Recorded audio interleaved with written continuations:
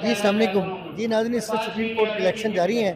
اس وقت امیدوار حفظہ بخاری سے بات کرتے ہیں کہ وہ فنانس سیکٹری کے امیدوار ہیں اور اس والے سے کیا میسج دینا چاہیں گی وکلا کو.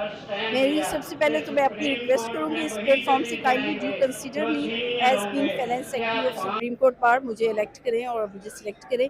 اور میں پہلے بھی مجھے وکلا نے موقع دیا اور میں نے ہائی کورٹ میں ایز اے سیکرٹری جو ہے سرو کیا ہے. اور میری یہ اپنی وکلا کمیونٹی سے، اپنی لیگل فرٹرنیٹی سے یہ ایک پلیج ہے کہ we will not compromise on the dignity and grace of the lawyers.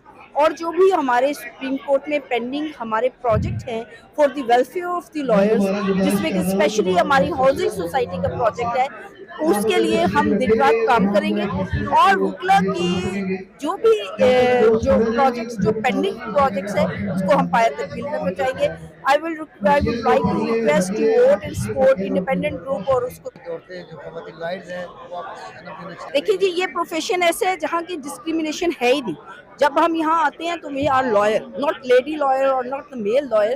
ہمارے ایک سوشل فیبرک میں ایک پیرامیٹر ضرور ہے جس کے حدود قیود میں رہتے ہوئے ہم اپنی ڈیوٹیز انجام دیتے ہیں. لیکن as being a lawyer and as being a part of legal fraternity اس میں کوئی ڈسکریمنیشن نہیں ہے.